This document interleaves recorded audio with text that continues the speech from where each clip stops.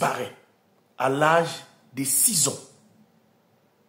Il avait accompagné sa maman au bord de la plage en République du Congo, plus précisément à Pointe-Noire, et réapparaît pratiquement quand il atteint l'âge de 26 ans. Histoire mystique. Cette histoire que je suis en train de vous raconter, cela remonte il y a des décennies et des décennies. Et l'histoire se passait dans les années 80. Cela m'a été raconté véritablement par le grand frère qui est encore en vie jusqu'à aujourd'hui de ce dernier-là, malheureusement, qui n'est plus de ce monde. Voilà à cette époque-là une femme, Vili, qu'on appelait Françoise. Cette dernière-là, elle était vendeuse de poissons. Malheureusement, elle n'est plus de ce monde-là, elle est décédée.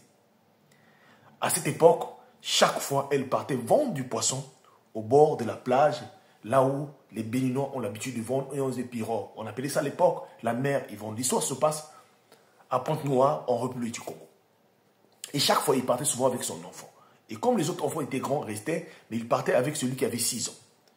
Et celui qui avait 6 ans, on l'appelait Ernest, qui l'emmenait souvent donc à la plage pour aller vendre du poisson. Et voilà ce jour-là, alors du poisson était sorti, mais la plage était, donc la mer était mouvementée. L'océan se bousculait de gauche à droite. Alors, au moment que Françoise était en train de vendre du poisson, comme d'habitude, son fils de 6 ans a l'habitude parfois d'aller courir un peu à côté de l'eau. Et voilà, ce jour-là, l'océan était mouvementé, les pirogues étaient là, les gens étaient remplis là. Quand Ernest se rapproche au bord de la plage, voilà, avec les vagues l'emportent aux yeux de tout le monde. Les gens ont cherché à le secourir, mais aucune personne n'avait pu ce jour-là. Les Béninois qui ont des pirogues ont pris les pirogues, ils sont allés rechercher. Rien, le corps de l'enfant n'a pas été retrouvé. La famille donc de Françoise qui sont des Vili ont fait des sacrifices, peut-être le corps soit restitué.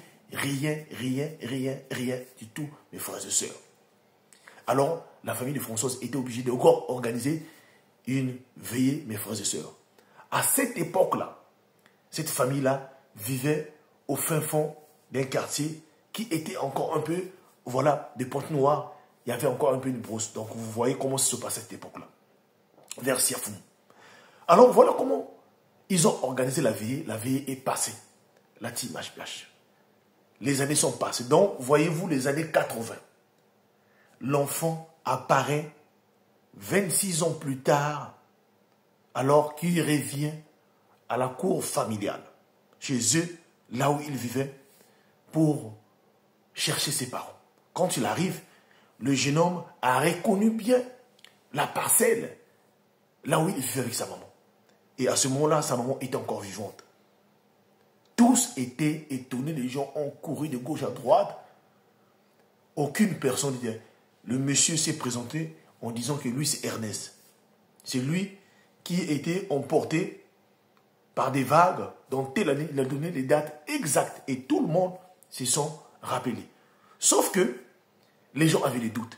Ernest a dit que moi, quand j'étais petit, j'avais une cicatrice, mais ce n'est jamais parti. Je peux vous le montrer. Il a levé son bras, il a montré. Cette cicatrice était toujours là.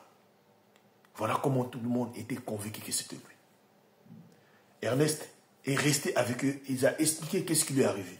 Quand il était emporté, apparemment, il s'est retrouvé dans un autre monde en bas de l'eau. Il est recueilli par une femme là-bas âgée. Une femme âgée, apparemment, qui avait dit que c'est sa grand-mère. Et cette femme-là a pris soin de lui. Et c'est ce dernier-là qu'il a élevé et qui l'a permis de revenir dans ce monde-là. Sauf que, après cela, Ernest en a vécu comme tout le monde. Mais malheureusement, 20 ans plus tard, ce même Ernest-là est décédé par un accident de voiture, mes frères et sœurs. C'est pour vous dire quoi? Le monde vivant est un monde là où il y a plusieurs mondes. Surtout, prions sans cesse. Et partagez-moi cette histoire-là. Ça peut sauver la vie des gens qui vont souvent au bord de la plage. Mais vous devez connaître une chose. Dans l'eau, il y a un monde. Le monde mystique existe. Alors nous devons faire attention. Quand vous allez au niveau des plages, pour aller se laver dans l'océan, prenons toujours le temps de prier sans cesse. Que Dieu nous bénisse. Partagez-moi cette histoire. C'était HPH, l'homme à plaisir histoire. Merci.